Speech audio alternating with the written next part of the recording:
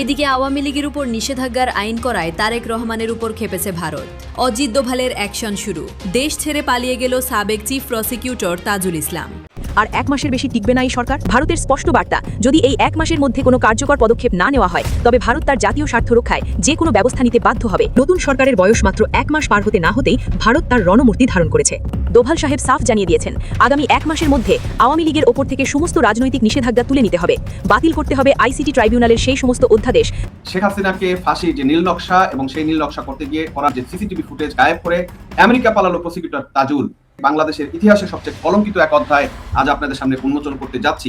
যে ট্রাইব্যুনাল তৈরি হয়েছিল ন্যায় বিচারের জন্য, সেই ট্রাইব্যুনালের প্রধান প্রসিকিউটর তাজুল ইসলাম নাকি দেশ ছেড়ে পালিয়েছেন। ডক্টর ইউনুস, আসিফ নজরুল সহ সাবেক বেশ কিছু উপদেষ্টাদের খুঁজে পাওয়া যাচ্ছে না। এর মধ্যে আবার উপদেষ্টাদের মৃত্যুর দিকে ঠেলে দেওয়ার পরিকল্পনা করতেছে এনসিপির নাহিদ ইসলাম। মূলত বিএনপি আপনি যে লগি বৈঠানি রাস্তায় নামবেন এবং সামনে যত আগাছা পাবেন এগুলো সব শোয়াই দিবেন, এর আইনি লাইসেন্স আপনাকে দিতেছে। নিষিদ্ধ কেমনে উঠাইতে হয়, কথা আছে না যে সোজা আঙ্গুলে ঘি না উঠলে আঙ্গুল বাঁকা করে কেমনে ঘি আনতে হয়। দর্শক, নতুন একটা নিউজ আপনাকে স্বাগতম। প্রিয় দর্শক, বাংলাদেশের মধ্যে ঘটে যাওয়া বেশ কিছু চলমান ঘটনাবলী থেকে আপনাদের সামনে কয়েকটা গুরুত্বপূর্ণ খবর নিয়ে হাজির হয়েছি, যার কিছুটা অংশ বিশেষ ইতিমধ্যেই ভিডিওর শুরুতেই দেখেছেন। দর্শক, ভিডিওর শুরুটা দেখেই কিন্তু বুঝতে পেরেছেন যে আজকে নিউজটা ঠিক কতটা গুরুত্বপূর্ণ এবং ঠিক কোন বিষয়টাকে ইঙ্গিত করছে। তাই বলবো, যারা ভিডিওটি অন করেছেন না টেনে সম্পূর্ণ নিউজটি মনোযোগ সহকারে দেখতে থাকুন, তাহলে আজকের মূল বিষয়টা বুঝতে পারবেন। তো দর্শক, আর দেরি না করে চলুন দেখে আসবো আজকে সেই কাঙ্ক্ষিত ভিডিওগুলো। তবে তার আগে বলবো, যারা এখনো চ্যানেলটি সাবস্ক্রাইব করেননি অবশ্যই চ্যানেলটি সাবস্ক্রাইব করে পাশে থাকা বেল আইকনটি ক্লিক করে দিন। আর যারা ইতিমধ্যেই চ্যানেলটি সাবস্ক্রাইব করে রেখেছেন তাদেরকে অসংখ্য ধন্যবাদ। তো চলুন দর্শক, ভিডিওটিতে একটি লাইক দিয়ে আমরা ধারাবাহিকভাবে সবগুলো ভিডিওর আলোচনা দেখে আসি। দোভাল সাহেব সাফ জানিয়ে দিয়েছেন, আগামী 1 মাসের মধ্যে আওয়ামী লীগের ওপর থেকে সমস্ত রাজনৈতিক নিষেধাজ্ঞা তুলে নিতে হবে, বাতিল করতে হবে আইসিটি ট্রাইব্যুনালের সেই সমস্ত অধ্যাদেশ যার অধীনে শেখ হাসিনাকে দেশে ফিরিয়ে এনে বিচারের কাঠগড়ায় দাঁড় করানোর পরিকল্পনা চলছে। ভারতের স্পষ্ট বার্তা, যদি এই 1 মাসের মধ্যে কোনো কার্যকর পদক্ষেপ না নেওয়া হয় তবে ভারত তার জাতীয় স্বার্থ রক্ষায় যে কোনো ব্যবস্থা নিতে বাধ্য হবে। মাত্র 30 দিন, ঘড়ির কাঁটা টিকটিক করে জানান দিচ্ছে এক ভয়াবহ পরিণতির। কূটনৈতিক শিষ্টাচারের সমস্ত দেয়াল ভেঙে চুরমার করে দিয়ে দিল্লির সাউথ ব্লক থেকে ভেসে এলো এক অভূতপূর্ব হুঁশিয়ারি। এটি কোনো সাধারণ রাজনৈতিক বক্তব্য নয়, বরং একটি সার্বভৌম রাষ্ট্রের অস্তিত্বের উপর সরাসরি আঘাত। পর্দার আড়ালে কি এমন ঘটেছিল যার জন্য ভারতের রণমূর্তি আজ এতটা ভয়ঙ্কর? কেন বলা হচ্ছে আর 1 মাসের বেশি টিকবে না এই সরকার? আজ আমরা টেনে খুলে ফেলব সেই রহস্যময় মুখোশ, উন্মোচন করব দিল্লির সেই গোপন নীল নকশা। দক্ষিণ এশিয়ার ভূ রাজনীতির দাবার বোর্ডে গত কয়েক সপ্তাহে এমন কিছু চাল চালানো হয়েছে যা সাধারণ মানুষের কল্পনারও বাইরে। বাংলাদেশের ক্ষমতার মসনদের রদবদল হওয়ার পর থেকেই দিল্লির অন্দরে চলছিল এক গভীর ষড়যন্ত্র। ভারতের শীর্ষস্থানীয় এক নেতার সাম্প্রতিক বক্তব্য বিশ্বজুড়ে তোলপাড় সৃষ্টি করেছে। তার দাবি, তারেক রহমানকে ক্ষমতায় বসানোর পেছনে ছিল দিল্লির এক নিপুণ পরিকল্পনা, কিন্তু সেই পরিকল্পনার ভিত্তি ছিল কিছু অলিখিত চুক্তি যা আজ অসার প্রমাণিত হতে চলেছে। ভারতের জাতীয় নিরাপত্তা উপদেষ্টা অজিত দোভাল, যাকে এই অঞ্চলের রাজনীতির অন্যতম মাস্টারমাইন্ড বলা হয়, তার সাথেই নাকি হয়েছিল সেই গোপন বোঝাপড়া। গোয়েন্দা সূত্রগুলো বলছে, তারেক রহমান যখন দেশে ফেরেন এবং জয়ের পথে পা বাড়ান তখন ভারতের পক্ষ থেকে 3টি কঠোর শর্ত জুড়ে দেওয়া হয়েছিল। প্রথমত, ভারতের উত্তর পূর্বাঞ্চলের স্বাধীনতাকামী গোষ্ঠীগুলো যেন কোনোভাবেই বাংলাদেশের মাটিকে নিরাপদ আশ্রয় হিসেবে ব্যবহার করতে না পারে। দ্বিতীয়ত, বাংলাদেশের রাজনীতিতে ফিরিয়ে আনতে হবে তথাকথিত ইনক্লুসিভ রাজনীতি, যার সহজ অর্থ হল আওয়ামী লীগের ওপর থেকে সমস্ত রাজনৈতিক নিষেধাজ্ঞা প্রত্যাহার করা। এবং তৃতীয়ত, সরকারে কোনোভাবেই জামায়াতে ইসলামীর মতো শক্তিগুলোর অংশগ্রহণ রাখা যাবে না। ভারত এই 3টি শর্তের বিনিময়েই তারেক রহমানের পথ প্রশস্ত করতে রাজি হয়েছিল। কিন্তু প্রধানমন্ত্রী হওয়ার পর থেকেই শুরু হয়েছে সেই চিরচেনা ভোল বদল। দিল্লির কূটনৈতিকদের মতে এটি নিছক নীতি পরিবর্তন নয়, এটি সরাসরি একটি তাসের ঘর ভেঙে ফেলার শামিল। ভারত এখন অভিযোগ করছে, তারেক রহমান প্রধানমন্ত্রী হওয়ার পর থেকেই সেই প্রতিশ্রুতির কোনো প্রতিফলন তার কাজে দেখা যাচ্ছে না। উল্টো তিনি জামায়াতকে মন্ত্রিসভায় জায়গা দেওয়ার পরিকল্পনা করছেন এবং আইসিটি ট্রাইব্যুনালের মাধ্যমে শেখ হাসিনাকে দেশে ফিরিয়ে আনার তোড়জোড় চালাচ্ছেন। দিল্লির চোখে এটি একটি বড় ধরনের বিশ্বাসঘাতকতা। কথায় আছে, ঘর পোড়া গরু সিঁদুরে মেঘ দেখে ভয় পায়। দিল্লির জন্য তারেক রহমানের পূর্বের শাসনকাল ছিল অত্যন্ত তিক্ত অভিজ্ঞতায় ভরা। 2004-এর স্মৃতি ভারত এখনও ভোলেনি, আর তাই নতুন সরকারের বয়স মাত্র 1 মাস পার হতে না হতেই ভারত তার রণমূর্তি ধারণ করেছে। তারেক রহমানের প্রতিটি পদক্ষেপকে এখন দিল্লিতে অত্যন্ত সন্দেহের চোখে দেখা হচ্ছে। আওয়ামী লীগ নেতাদের মুক্তি পাওয়ার কোনো লক্ষণ নেই, বরং যারা জামিন পাচ্ছেন তাদের ফটক থেকে পুনরায় নতুন মামলায় গ্রেপ্তার করে অন্ধকার প্রকোষ্ঠে পাঠিয়ে দেওয়া হচ্ছে। বিএনপির এই আড়ালে লুকিয়ে থাকা আসল ছবিটি যখন দিল্লির কাছে স্পষ্ট হতে শুরু করেছে, তখনই তারা আর কোনো বিশেষ দূতের অপেক্ষা না করে সরাসরি আলটিমেটাম দেওয়ার সিদ্ধান্ত নিয়েছে। অজিত ডোভালের সেই হুঁশিয়ারি কোনো কূটনৈতিক মারপ্যাচে মোড়ানো ছিল না। তিনি সরাসরি বাংলাদেশের নীতি নির্ধারকদের সামনে বসিয়ে 1 মাসের টাইম বাউন্ড হুঁশিয়ারি দিয়েছেন। সেই বার্তায় স্পষ্টভাবে বলা হয়েছে, 1 মাসের মধ্যে যদি আওয়ামী লীগের ওপর থেকে নিষেধাজ্ঞা না ওঠে এবং আইসিটি ট্রাইব্যুনালের সাজা বাতিল না করা হয়, তবে ভারত তার জাতীয় স্বার্থ রক্ষায় যে কোনো চরম ব্যবস্থা নিতে বাধ্য হবে। এমনকি ভারতের ফৌজ বাংলাদেশে সেনা অভিযান পরিচালনা করতেও দ্বিধা করবে না, এমন এক ভয়ঙ্কর ইঙ্গিত লুকিয়ে আছে সেই বার্তার পরতে পরতে। নয়াদিল্লির সাউথ ব্লকের সেই গুমোট ঘরে কি হয়েছিল? নির্ভরযোগ্য সূত্রের খবর অনুযায়ী অজিত ডোভাল কোনো কূটনৈতিক শব্দজালের আড়ালে লুকোননি। তিনি সরাসরি বাংলাদেশের শীর্ষ গোয়েন্দা কর্মকর্তাদের সামনে বসিয়ে এমন এক হুমকি দিয়েছেন যা শুনলে যে কোনো সার্বভৌম রাষ্ট্রের মেরুদণ্ড দিয়ে হিমশীতল স্রোত বয়ে যাবে। এটি কোনো অনুরোধ নয়, এটি ছিল একটি টাইম বাউন্ড ডেডলাইন। ডোভাল সাহেব সাফ জানিয়ে দিয়েছেন, আগামী 1 মাসের মধ্যে আওয়ামী লীগের ওপর থেকে সমস্ত রাজনৈতিক নিষেধাজ্ঞা তুলে নিতে হবে। বাতিল করতে হবে আইসিটি ট্রাইব্যুনালের সেই সমস্ত অধ্যাদেশ যার অধীনে শেখ হাসিনাকে দেশে ফিরিয়ে এনে বিচারের কাঠগড়ায় দাঁড় করানোর পরিকল্পনা চলছে। ভারতের স্পষ্ট বার্তা, যদি এই 1 মাসের মধ্যে কোনো কার্যকর পদক্ষেপ না নেওয়া হয়, তবে ভারত তার জাতীয় স্বার্থ রক্ষায় যে কোনো ব্যবস্থা নিতে বাধ্য হবে। আর সেই ব্যবস্থার তালিকায় যে বাংলাদেশের মাটিতে ভারতের ফৌজের পদধ্বনি নেই, তা কি কেউ হলফ করে বলতে পারে?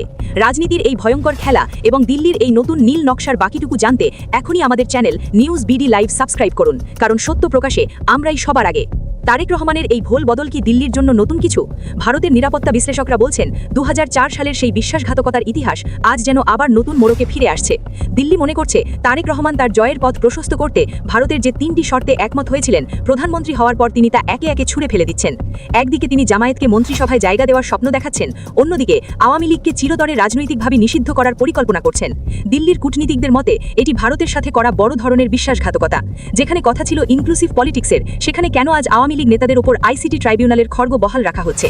দিল্লির রণমূর্তি ধারণ করার পেছনে এটাই কি সেই আসল কারণ? বিএনপি এখন যেন ফাটা বাঁশের চিপায়। একদিকে ভারতের সাথে করা সেই অলিখিত চুক্তির দায়বদ্ধতা, অন্যদিকে দেশের মানুষের আবেগ। কিন্তু এই পরিস্থিতির সুযোগ নিয়ে কি আমেরিকা তার নিজের স্বার্থ হাসিল করতে চাইছে? আমেরিকার দালালি করার জন্য কি বাংলাদেশকে অনন্তকালের জন্য প্রস্তুত করা হচ্ছে? দিল্লির সাউথ ব্লক এখন এই প্রশ্নগুলোকেই বড় করে দেখছে। ভারত আজ স্পষ্ট মনে করিয়ে দিচ্ছে, 1971 সালে আমেরিকার সমস্ত হুমকি উড়িয়ে দিয়ে ভারতের ফৌজ বাংলাদেশকে স্বাধীন করেছিল।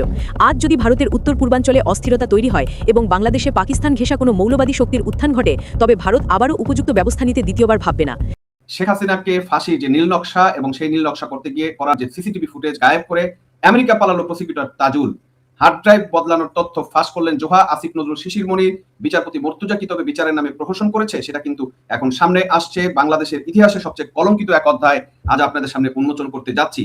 যে ট্রাইব্যুনাল তৈরি হয়েছিল ন্যায় বিচারের জন্য, সেই ট্রাইব্যুনালের প্রধান প্রসিকিউটর তাজুল ইসলাম নাকি দেশ ছেড়ে পালিয়েছেন। কিন্তু কেন?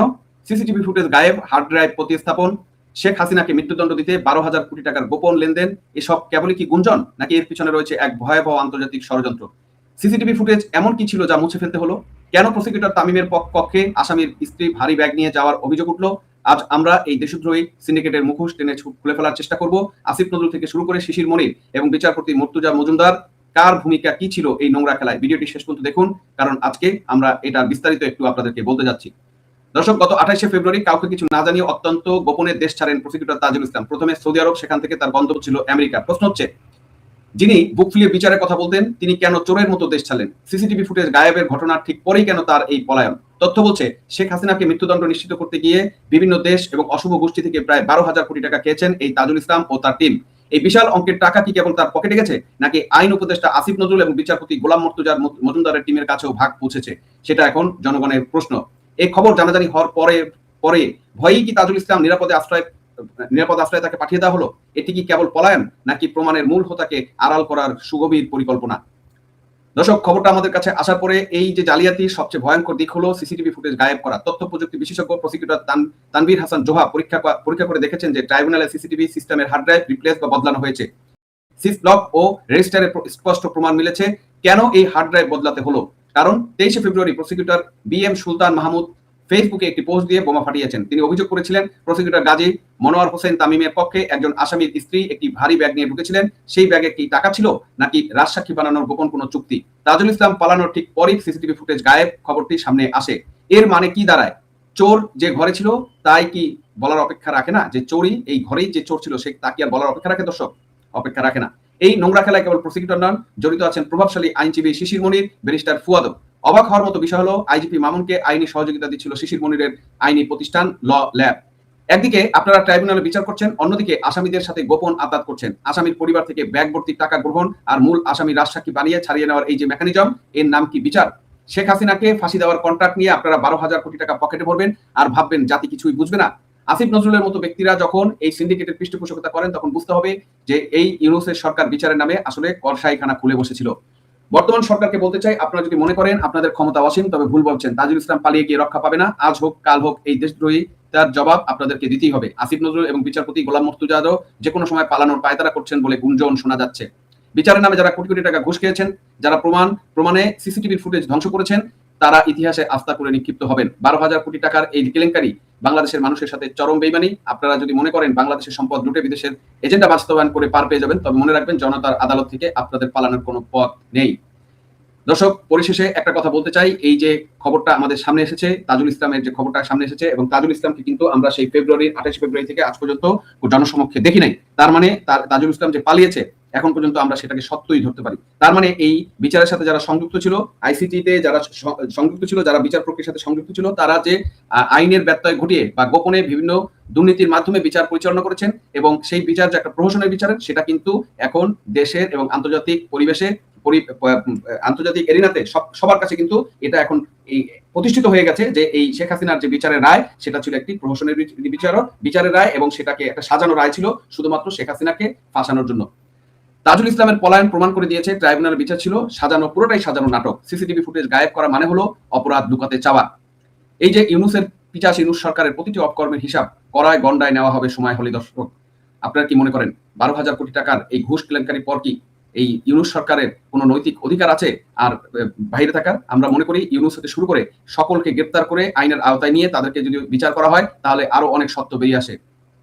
দর্শক, আমরা দেখতে চাই যে এই যে তাজুল ইসলাম যে পালিয়ে গেল, এই বিষয় এর ব্যাপারে এই তারেক রহমান সরকার কি ব্যবস্থা নেয়, সেটাও আমরা দেখতে পারবো। তাহলে আরো বুঝতে পরিষ্কার হবে যে এই সরকার এই কোন পক্ষে আছে, ন্যায়ের পক্ষে নাকি এই অন্যায়কারীদের পক্ষে।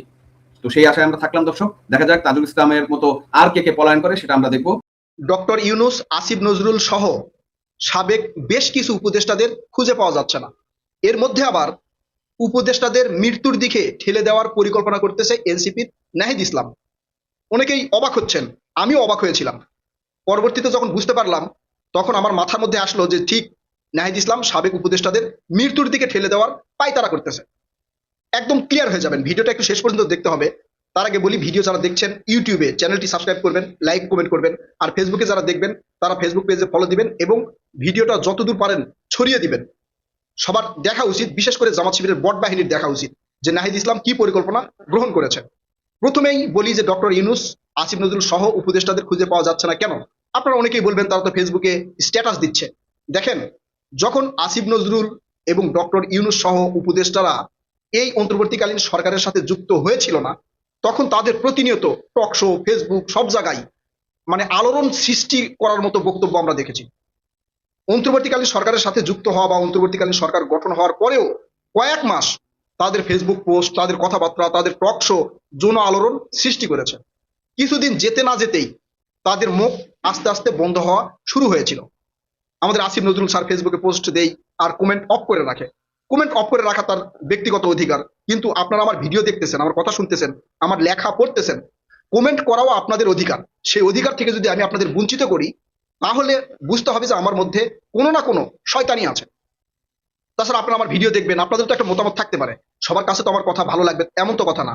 কারো কাছে খারাপ লাগবে, কারো কাছে ভালো লাগবে, কেউ বুঝবে কেউ বুঝবে না, তারা তাদের মত প্রকাশ করবে কমেন্ট বক্সে। এই জন্যই কমেন্ট বক্স দেওয়া হয়েছে। কিন্তু আসিফ নজরুল স্যার, আমাদের সুনামধন্য স্যার, ক্ষমতায় যাওয়ার আগে তিনি বললেন, হায় আল্লাহ খালেদ, আমি যদি কখনো ক্ষমতায় যেতে পারি, মানে কাজ করতে করতে জনগণের মন একবার দখল করে ফেলবো, সবার মনে মনে ঢুকে বসে থাকবো। এটা কি তিনি করেছেন? কিন্তু মানে সবার মনে মনে ঢুকে বসে আছেন। এখন এই মন থেকে কিভাবে জনগণ বের করে দিবে, সেটা ভালোভাবে দিবে না খারাপ ভাবে দিবে, সেটা আপনারা বুঝতে পারছেন।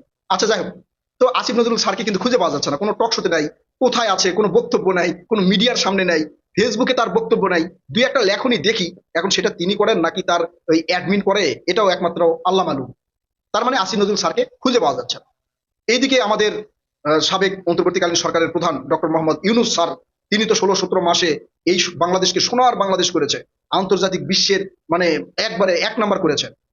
তিনি দারিদ্রতা একবারে জিরোর কোঠায় নামিয়েছে, মানে আগের চেয়ে প্রায় 30 লক্ষ দারিদ্র বেশি করে দিয়ে গেছে। 10 বিলিয়ন ঋণ এই 16-17 মাসে তিনি করে দিয়ে গেছেন, মানে সোনার বাংলাদেশ করে দিয়ে গেছেন না, সোনার বাংলাদেশ করে দিয়ে গেছেন। তো এত সোনার বাংলাদেশ করে দিছে, সে সকল উপদেষ্টাদের মানুষ তো মাথায় তুলে নাচবে, রাস্তায় নামার সাথে সাথে সবাই গিয়ে তাকে নিয়ে স্লোগান দিবে, আমরা ডক্টর ইউনূসকে আরো 50 বছর ক্ষমতায় দেখতে চাই, তাই না? এরকম স্লোগান দিবে এই ভয়ে, মানে জনগণের ভালোবাসা তারা পাবে, এত ভালোবাসা পাবে, সেই ভালোবাসাগুলো তারা রাখার জায়গা করতে পারে নাই, বিধায় তারা এখন রাস্তাঘাটে বা টক শোতে বেরোতে পারতেছে না, তারা ওই ফেসবুকে পোস্ট দিয়েও কমেন্ট বক্স খুলে রাখতে পারতেছে না, মানে বেশি ভালোবাসা দিবে জনগণ, ঠিক আছে? এই কারণে তাদেরকে আর খুঁজে পাওয়া যাচ্ছে না, তারা জনগণের ভালোবাসা নেওয়ার মতো মন মানসিকতা তাদের নাই, তাই একটু মানে গোপনীয়তা অর্জন করেছে। আর অন্যান্য উপদেষ্টা এদেরকে তো আগেও জনগণ চিনত না, উপদেষ্টা হওয়ার পরে 2-4 জন চিনে, এখনো চিনে না, মাঝে মাঝে একটু উল্টাপাল্টা কথাবার্তা বলার পরে 2-1 জন চিনে, যেমন এই যে রেদওয়ানা হাসান, তিনি এসে বললেন যে ওই শক্তিকে আমরা মেইন স্ট্রিম হতে দেই নাই, মানে একটু মিডিয়ার খোরাক হওয়ার দরকার না, এরকম 2-1টা উল্টাপাল্টা কথাবার্তা বলতেছে, আবার হয়তো খাওয়া দাওয়া বেশি হলেও মানুষ উল্টাপাল্টা বকে, আর তো সেরকম উল্টাপাল্টা বকে একটু মিডিয়ার সামনে আসছিল, পরে এদেরকে খুঁজে পাওয়া যাচ্ছে না। আবার উপদেষ্টাদের সাথে যেগুলো পিএসটিএস যারা আসলে অনেকেই পালায় গেছে, সেগুলো তথ্য আমাদের সামনে আসছে, আবার অনেকে খুঁজে পাওয়া যাচ্ছে না, কে কোন দিক দিয়ে গেছে খুঁজে পাওয়া যাচ্ছে না। তো এই যে হারিয়ে যাওয়ার যে কারণগুলো বললাম, যে জনগণ অতিরিক্ত এদেরকে ভালোবাসে, এই জন্য এরা হারিয়ে গেছে। এখন নাহিদ ইসলাম এদেরকে কেন মৃত্যুর দিকে ঠেলে দেওয়ার পরিকল্পনা করছেন? আপনারা বলবেন যে নাহিদ ইসলাম কি করলো? গতকাল এই জামাত এনসিপি সহ 11 দলীয় জোট বিক্ষোভ মিছিল করেছে জুলাই সনদ এবং এই গণভোটের রায়কে বাস্তবায়ন করার দাবিতে মানে বিক্ষোভ মিছিল করেছে। সেই বিক্ষোভ মিছিল শেষে নাহিদ ইসলাম মিডিয়ার সামনে বক্তব্য দিয়েছেন যে আসিফ নজরুল বা ডক্টর ইউনূস যারা উপদেষ্টা ছিলেন, যারা এই অধ্যাদেশগুলো করেছিলেন, তাদেরকে রাস্তায় নামার তিনি আহ্বান জানিয়েছেন। তো এই রাস্তায় নামার আহ্বান জানানো, তাদেরকে মৃত্যুর দিকে ঠেলে দেওয়া বলছি আমি কেন? আপনারা তো প্রশ্ন করবেন যে ভাই তারা যদি রাস্তায় নামে বা আন্দোলন করে তাহলে মৃত্যুর দিকে ঠেলে দেওয়া হলো কেন? দেখেন, 16-17 মাসে এরা কি করেছে বাংলাদেশের জনগণ কিন্তু জানে। বাংলাদেশের জনগণের যে কি পরিমাণ রাগ এদের উপরে আছে সেটা আপনারা তাদের ফেসবুক পোস্টে গেলেই বুঝতে পারবেন। তাদের ফেসবুক আইডিতে যান, গিয়ে শুধু কমেন্ট গুলো দেখেন, কমেন্ট তো করা যায় না, অফ করা থাকে, তো সেইখানে যেই 2-1টা কমেন্ট খোলা আছে সেগুলো দেখেন যে কি পরিমাণ রাগ আছে তাদের উপরে সাধারণ জনগণের। তো তারা যখন রাস্তায় নামবে, সাধারণ জনগণ মব সৃষ্টি করে তাদেরকে যে দুনিয়া থেকে বিদায় করে দিবে না, এর কি গ্যারান্টি আছে? বিশেষ করে আসিফ নজরুল স্যার আর ডক্টর ইউনূস যদি রাস্তায় নামে, আমার মনে হয় এই রিক্সা চালক থেকে শুরু করে ফুটপাতের আশপাশের লোকজন যারা আছে, তারা মব সৃষ্টি করে তাদেরকে দুনিয়া থেকে বিদায় করে দিতে পারে। তো এত বড় রিস্ক নেওয়া ঠিক হবে না, তাদের এত বড় রিস্ক নেওয়া ঠিক হবে না। কিন্তু এই নাহিদ ইসলাম তাদেরকে রাস্তায় নামে আসতে বলতেছে। এমনি 11 দলের যে বিক্ষোভটা করেছে, এই বিক্ষোভের পরে আমি রিক্সাওয়ালার কিছু কথা শুনলাম, হয়তো এরপরে এই 11 দলীয় লোকজন যদি বিক্ষোভ করে কোনো অপ্রয়োজনীয় বা এই জুলাই সনদ এগুলো নিয়ে যদি রাজপথে নামে, রাস্তা যদি বন্ধ করে দেয়, তাহলে রিক্সাওয়ালাদের বক্তব্য অনুযায়ী কবে যে তারা একজোট হয়ে এদের উপরে হামলা করবে একমাত্র আল্লাহ জানে। আল্লাহ না করুক এ ধরনের যেন না ঘটে, কারণ বিক্ষোভ মিছিল করা, মিটিং মিছিল করা বা সমাবেশ করা, এগুলো সবারই অধিকার আছে, রাজনৈতিক অধিকার আছে। কিন্তু জনগণের আক্ষেপ যেটা দেখলাম, রিক্সা চালকেরা যেটা বলতেছে, এটা মনে হচ্ছে ভাই যে কোনো সময় তাদের বিপক্ষে দাঁড়ায় একটা মানে সংঘর্ষ হতে পারে। রিক্সা চালকদেরকে আপনি দুর্বল মনে করেন না। অন্তর্বর্তীকালীন সরকারের সময় 2 দফা কিন্তু রিক্সা চালকেরা আন্দোলন করেছে। একটা হচ্ছে এই ব্যাটারি চালিত রিক্সা চালকেরা, আরেকটা হচ্ছে মানে পা দিয়ে পেডেল করা রিক্সা চালকেরা। তার মানে এদের আন্দোলন যে কিভাবে হয়েছে সেটা আপনারা দেখছেন, অনেক অনেক লোকজন কিন্তু হয়েছে। তো এদের উপরেই 11 দলীয় এনসিপি বা জামাতের এই 11 দলীয় বিক্ষোভ যদি এইভাবে রাস্তাঘাট বন্ধ করে আবারও করতে যায়, তাহলে গতকালের যে বক্তব্য রিক্সা চালকদের শুনেছি, সেটা যদি তারা মানে ফুলে ফাঁপিয়ে তোলে, তাহলে এই বিক্ষোভ করতে গেলে একটা ঝামেলা হতে পারে। তো এই রিক্সা চালক বা সাধারণ জনগণের মধ্যে যে ক্ষোভ, আর এর মধ্যে যদি এই আসিফ নজরুল বা ডক্টর ইউনূস এসে এই 11 দলীয় জোট বা এনসিপির সাথে যুক্ত হয়ে রাজপথে নামে, তাহলে ভাই আমার মনে হয় আবার মব সৃষ্টি হবে। তখন এই সরকারের উপর দোষ চাপে যাবে যে সরকার তাদেরকে রক্ষা করতে পারেনি। সাধারণ জনগণের কিন্তু একটা রাগ আছে। তাই আমি নাহিদ ইসলামকে বলি, ভাই আপনি ওদেরকে আর আহ্বান করেন না, ওরা যে যেখানে আছে সেখানেই থাক, ওদেরকে ডাইকেন না। আপনারা সংসদে গেছেন, অনেকেই সংসদে গিয়ে কথাবার্তা বলেন, সাধারণ জনগণের মন জয় করেন। যদি আপনাদের চাহিদা থাকে, মিটিং মিছিল করার ইচ্ছা থাকে, সাধারণ জনগণের পক্ষে যেটা হবে, সাধারণ জনগণের জন্য যেটা ভালো হবে সেইটা করেন। না হলে জনগণের কিন্তু প্রচুর রাগ আছে ভাই। আমি যেটা দেখলাম, আমি যাই তো আমি সাধারণ জনগণের মতামত নেই, তার ভিত্তিতে বললাম, আল্লাহ না করুক এ ধরনের ঘটনা যেন না ঘটে। কিন্তু আমি যেটা জানলাম, যা রিক্সা চালকদের কাছ থেকে যেগুলো শুনলাম, ওই ফুটপাতের দোকানদার বা পথচারী সাধারণ জনগণের কাছ থেকে যেগুলো শুনলাম, তারা খুব ভালো কথা বলতেছে না। তাই ওই আসিফ নজরুল স্যার আর ওই ডক্টর মোহাম্মদ ইউনূস স্যার এছাড়াও সাবেক উপদেষ্টাদের রাস্তায় নিয়ে আসেন না, পরিণতি খুব একটা ভালো হবে বলে আমি মনে করি না। আর তারাও আসবে বলে মনে হয় না, কারণ তাদেরকে তো খুঁজে পাওয়া যাচ্ছে না, আসবে কিনা জানি না। আবার হয়তো একটু পদ পদবীর লোভে, একটু ক্ষমতার লোভে আবার আসতেও পারে, বলা যায় না। কিন্তু আসলে সে পরিস্থিতি ভালো হবে বলে আমি মনে করি না। তো দর্শক, দেখলেন আজকের সবগুলো ভিডিও। আর এই ভিডিওগুলো সম্পর্কিত যদি কোনো তথ্য বা মতামত থাকে তাহলে তো অবশ্যই কমেন্ট করে জানিয়ে দিন। এতক্ষণ সাথে থাকার জন্য ধন্যবাদ। নিউজটি শেষ করছে এখানেই, ফিরছে আগামী ভিডিওতে নতুন কোনো টপিক নিয়ে। আল্লাহ হাফেজ।